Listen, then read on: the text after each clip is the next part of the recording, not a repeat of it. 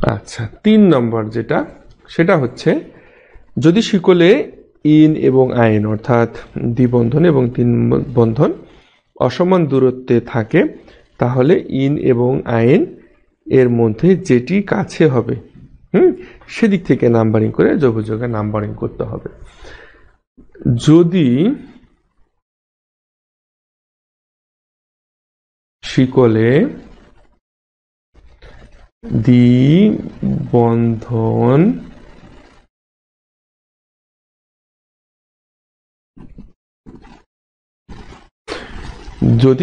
দ্বিবন্ধন এবং 3 বন্ধন অসমান দূরত্বে থাকে, অসমান দূরত্বে থাকে।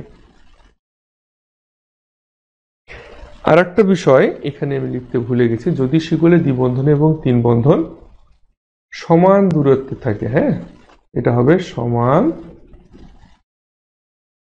সমান দূরত্বে থাকে তাহলে দ্বিবন্ধন এবং 3 বন্ধন যেদিক থেকে কাছে হবে, দ্বিবন্ধনটা যেদিক থেকে কাছে হবে সেদিক থেকে নাম্বারিং করতে হবে। আর যদি শিকলে দ্বিবন্ধন এবং 3 বন্ধনটা অসমান দূরত্বে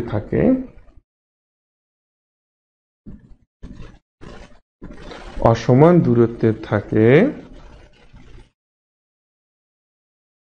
তাহলে যেটি কাছে হবে, তাহলে দ্বিবন্ধন এবং 3 বন্ধন যেটি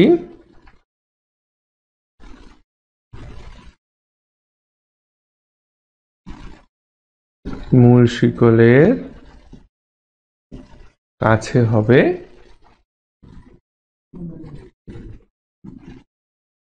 সেদিক থেকে নাম্বারিং করতে হবে।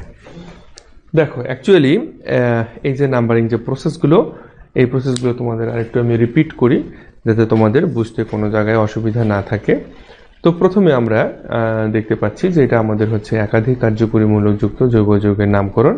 তো এই নামকরণ করতে গেলে আমাদেরকে প্রথমে আমরা যেটা শিখবো সেটা হচ্ছে আমাদের যে দ্বিবন্ধন এবং 3 বন্ধন অর্থাৎ ইন এবং আইন দুটোই যদি একত্রে একটা যৌগের মধ্যে উপস্থিত থাকে সেক্ষেত্রে আমরা দ্বিবন্ধন এবং 3 বন্ধনের কোনটাকে কিভাবে নামকরণটা করব সেটির বিষয়। তো প্রথম যে নিয়মটা রয়েছে 1 নম্বর, যে প্রথমে ইন এবং পরে আইন লিখতে হবে, প্রথমে ইন লিখতে হবে এবং পরে আইন লিখতে হবে, এটা মাথায় রাখতে হবে।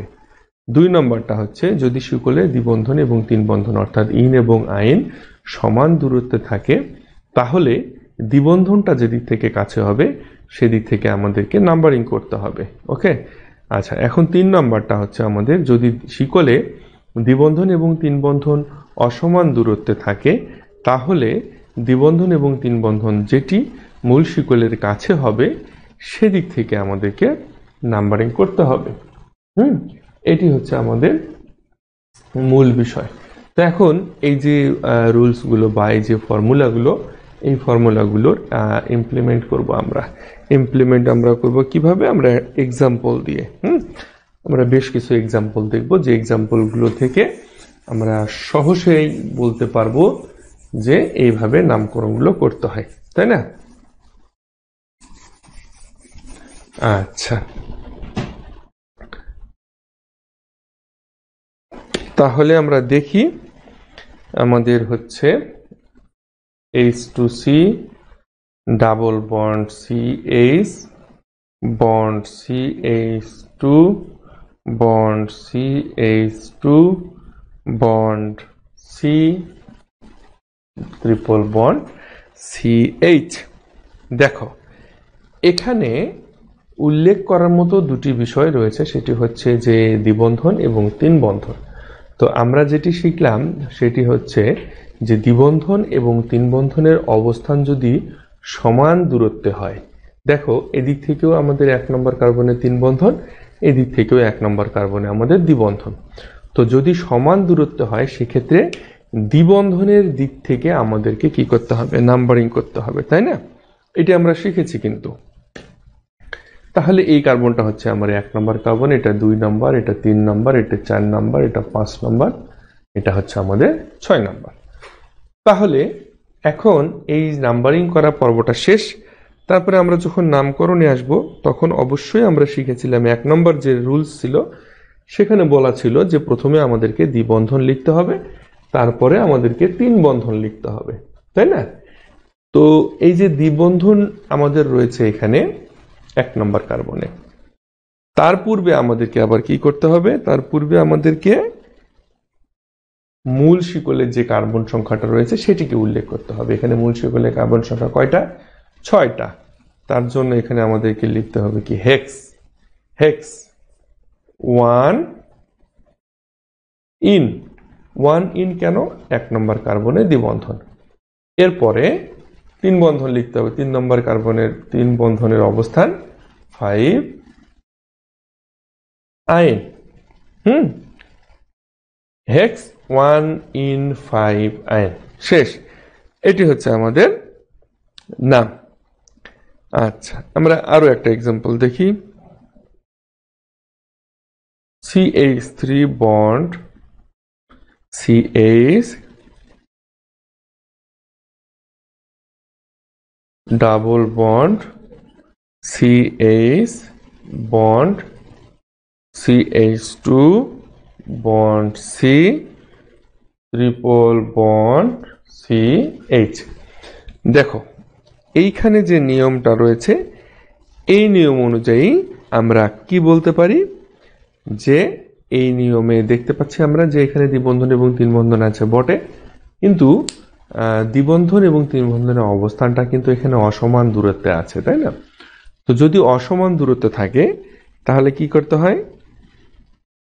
অসমান দূরত্বে যদি থাকে তাহলে ইন এবং আইনের মধ্যে আমাদের যেটি কাছে থেকে সে পাশ থেকে নাম্বারিং করতে হয়, তাই না? সেই পাশ থেকে আমাদেরকে নাম্বারিং করতে হয়। তাহলে আমরা দেখতে পাচ্ছি যে ইন এবং আইনের মধ্যে এখানে আমাদের এই 3 বন্ধনটা আমাদের কাছে রয়েছে, 3 বন্ধনটা আমাদের কাছাকাছি রয়েছে। তাহলে এই কার্বন থেকে আমাদের নাম্বারিং করতে হবে 1 2 3 4 5 6। তো নাম্বারিং যখন শেষ হয়ে গেল এখন আমরা নামকরণ করব। তো নামকরণের সময় আমরা জানি কি যে নামকরণের সময় আমাদেরকে দ্বিবন্ধনটা আগে লিখতে হয় আর 3 বন্ধনটা পরে লিখতে হয়। তার পূর্বে আমাদেরকে মূল শিকলের যে কার্বন সংখ্যা থাকে মোট সেইটা লিখতে হয়। তো এখানে 6 কার্বন দেখতে পাচ্ছি আমি। 6 কার্বনের জন্য আমাকে কি লিখতে হবে? হেক্স। হেক্স এখানে আমার দ্বিবন্ধনটা কত নাম্বার কার্বনে? 4 নাম্বার কার্বনে 4 ইন, আর 3 বন্ধনটা হচ্ছে আমার 1 নম্বর কার্বনে 1 আইন।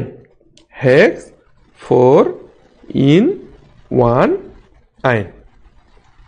ক্লিয়ার হয়ে গেছে? আশা করি তোমাদের ক্লিয়ার হয়ে গেছে।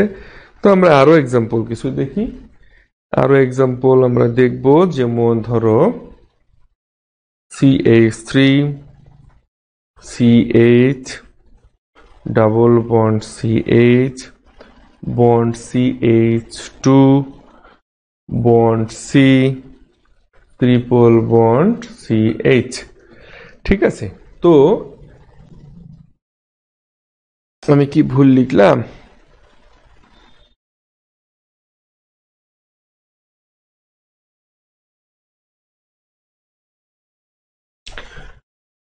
এই এক্সাম্পলটা আর আগের এক্সাম্পলটা তো সেম মনে হচ্ছে, তাই না?